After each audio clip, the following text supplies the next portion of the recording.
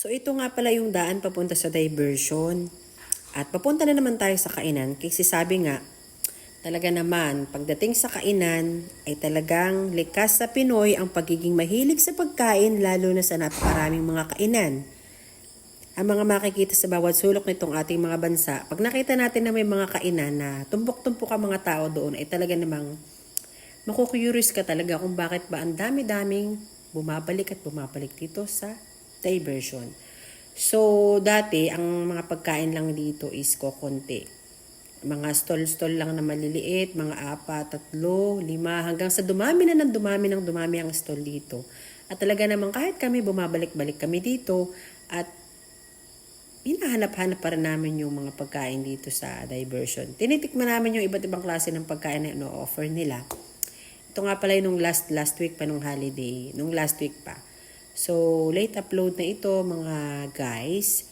At kami nga pala ay kumain dito at may na-discover kaming bagong kainan. Ito nga pala yung East 79 years. So, makikita nyo dito sa tarpaulin.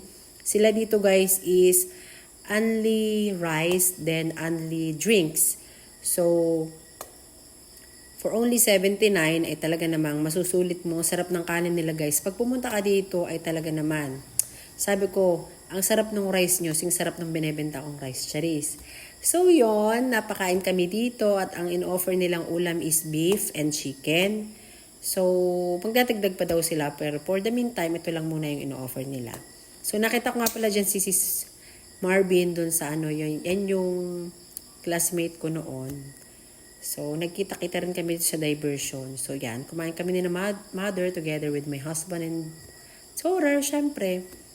So, nagustuhan ko dito kasi babalik-balik ka dahil mapapadamak ka talaga sa sarap ng kanilang pagkain dito. Masarap. Tapos yung chicken nila guys dito, as you can see, naalaki ng chicken nila dyan. At dalawang rice yata ako dyan. Si Daddy Ronald is dalawa din. At sulit na yung 79 mo. Then yung drinks, pag nabitin ka, pwedeng bumalik-balik ka dyan. Sabi nga ay mahilig kumain ng mga Pilipino at talaga namang likas sa atin na lahat halos yata ng pagkain na makita natin yung first natin is gusto natin, matitikman natin syempre. So after nga namin dyan kumain, papakita ko sa inyo, meron na rin sila dito guys na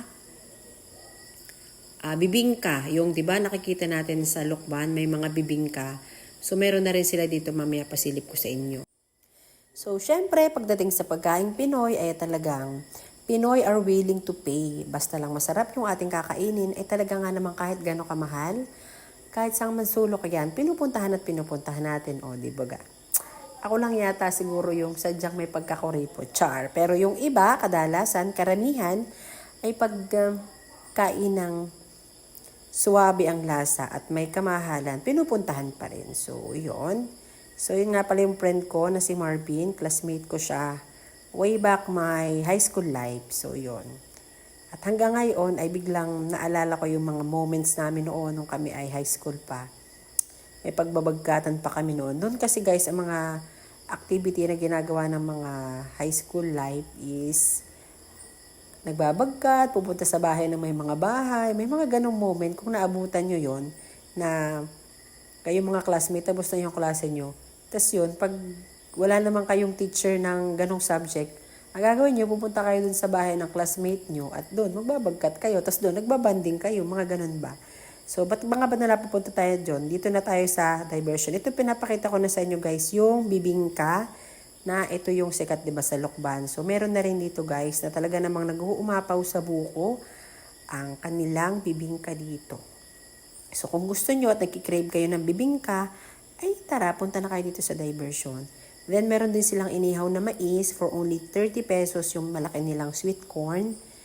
At kami bumili din dyan. So, for the wait muna kami dyan na maluto yung order namin bibingka. At itinake out na lang namin yan. Although, hindi ko na guys na video lahat ha. Na-video ko na lang yung pagluluto, yung pagbibitbit at yung pagbibitbit ko at pagkain. Hindi ko na na-video. Kasama ko nga pala dyan si Michelle, si Ranel kasi umuwi sila kasi di ba 4 days vacation ng holiday. So, yan nga pala si Marvin. Ang aking classmate nung aking high school, talaga nga namang. Then, ito kami. Tapos nakita ko din dyan yung classmate ko naman ng college days. Teka lang, pakita ko sa inyo yung mga classmate ko naman nung college days. Ayan naman sila. Nakita ko rin dito sa diversion at talaga namang dito mo makikita yung mga noong mga classmate mo na hindi kayo nagpapangita. Aba, ay talaga naman. Pagpunta mo sa diversion, magpapangita na kayo. So, yun lang. Just wanna share to you. Thanks for watching. Babushki.